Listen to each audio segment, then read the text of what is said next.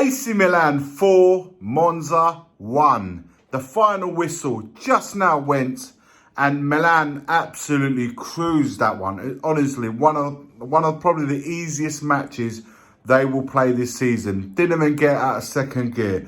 But the positives. Actually, do you know what? Let me start with the only sour grape for me was seeing Brahim Diaz going off on the 51st minute, which what seems to be like a muscle issue or maybe a hamstring. Not quite sure. We won't know till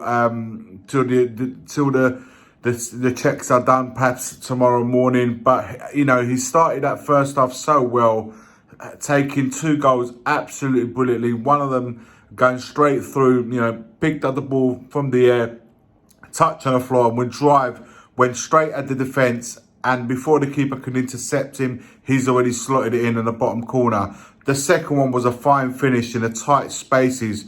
Put the ball to his right foot, took the player on, took the defender on, and slotted it in the bottom corner to the keeper's right.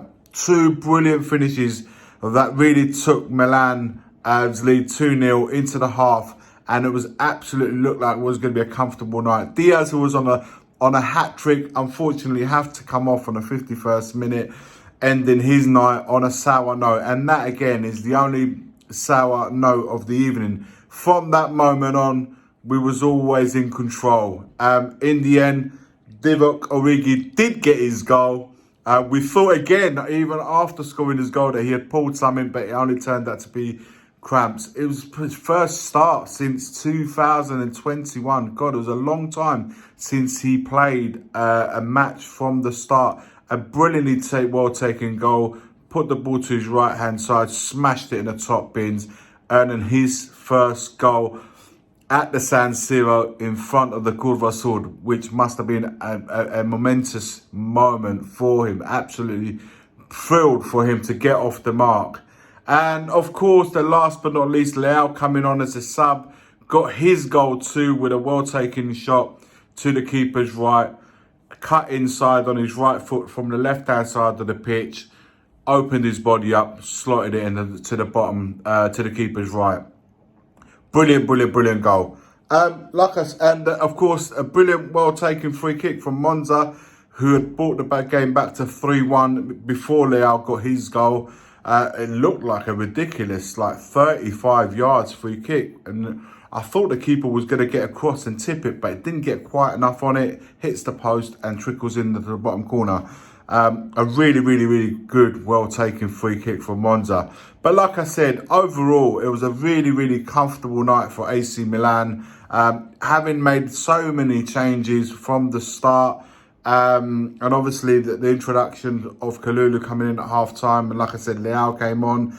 De Catala, who unbelievably missed a chance right at the end, where the ball that come over from Teo Hernandez with Junior Messias hitting it across the box. Looked like it was going to be a dead ball, even I thought Teo Hernandez had originally overhit it. But Junior Messias, who did brilliant defensive work today, helping out the right back, who was a bit sturdy. Dest, not the finest of games at right back.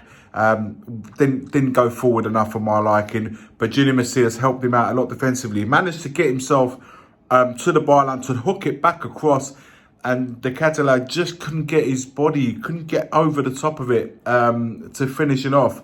I thought perhaps he should have gone with the head and really taken that chance to score under the Curva Sud. There would have been a momentous moment. He still awaits his first goal for AC Milan. Very timid player. It looks like it's going to take a little while before he gets going. But it's so important, and so much has been spoken about this player. So much potential, so much we await to see him still taking Serie A by the scruff of the neck. Something that he has not yet been able to do, but perhaps a little bit more time we will get to see that side of him. Took the likes of the Leao and many other players a little while before he got going. Perhaps it may be the case for De Catala too.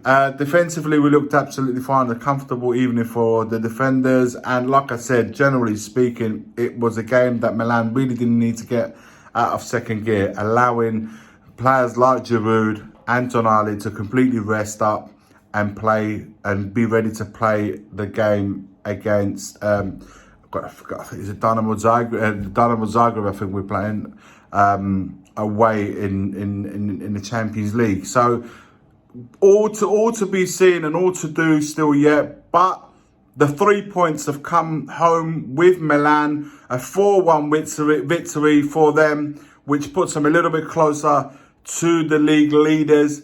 Now they can just sit back and watch all the other games unfold. Fiorentina, Inter are due to be playing in the next half hour or so.